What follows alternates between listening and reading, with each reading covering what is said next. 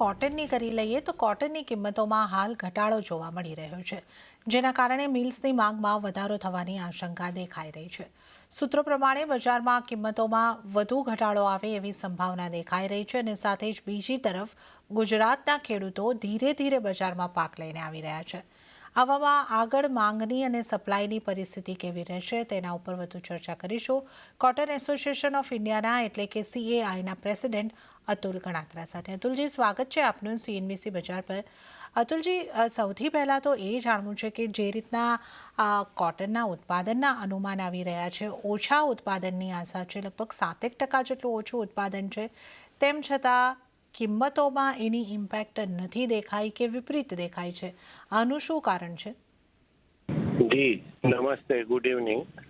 જો આપણો જે ક્રોપ છે ને એ એગ્રીકલ્ચર ડિપાર્ટમેન્ટે આ વર્ષે 299 લાખ ગાંસડીનો મૂક્યો છે, જે ગયે વર્ષે 326 લાખ ગાંસડીનો હતો. એટલે 9% ક્રોપ ગયા વર્ષ કરતાં આ વર્ષે ગવર્મેન્ટે ઓછો મૂક્યો છે.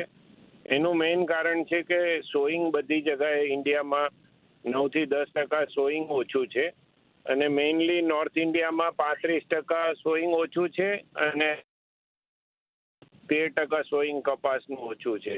એટલે પ્રોડક્શન ઘટવાનું મેઇન કારણ સોઈંગ ઓછું છે. અને બીજું તમે કીધું કે પાક ઓછો હોવા છતાં પણ આપણે ત્યાં ભાવ ઘટી રહ્યા છે.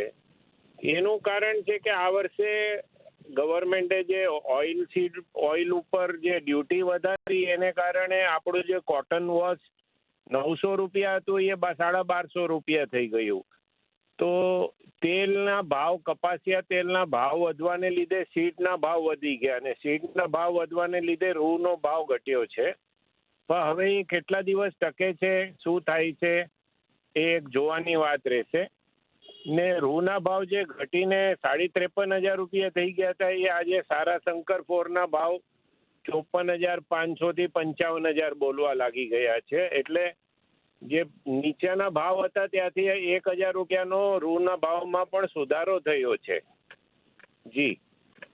જી અતુલજી, તો આપે જે તેલને રિલેટેડ ડિમાન્ડની અહીં આગળથી અમને સમજ આપી, જે કાપડ ટેક્સટાઇલ ઇન્ડસ્ટ્રીને રિલેટેડ જે કોટનની માંગ આવતી હોય છે ત્યાં કઈ રીતની સ્થિતિ છે? સ્પિનિંગ મિલો માટે બહુ સારો વખત છે. જે આપણું રૂ 60,000 રૂપિયા હતું એ ઘટીને 54,55,000 રૂપિયા થઈ જતા મિલોને હમણાં પડતર બહુ સારી છે અને યાનમાં 10-15 રૂપિયા કિલો પ્રોફિટ છે.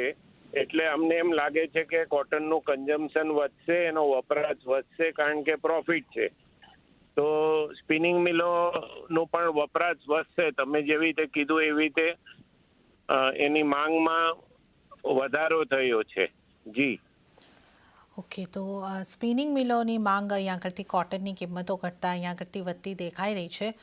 પણ એક CCIની ખરીદી ઉપર પણ આપણે જો ધ્યાન આપીએ તો અહીંયા આગળ MSP પર ખરીદારી CCI દ્વારા થઈ રહી છે, બાકી માર્કેટમાં કિંમતો ઓછી છે.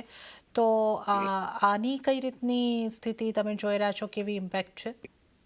જો હમણાં રોજ દેશમાં 1,60,000 ગાંસડીની આવક આવે છે, એમાંથી લગભગ 1 લાખ ગાંસડી CCI પરચેસ કરી રહી છે MSP પર 7,520 રૂપિયા. એટલે આપણે મણે કહીએ તો 1,500 રૂપિયા મણ થાય. અને જો આમને આમ CCIની ખરીદી ચાલુ રહી તો થોડો કપાસના ભાવમાં બી થોડો સુધારો આવે એવું દેખાય છે હમણાં.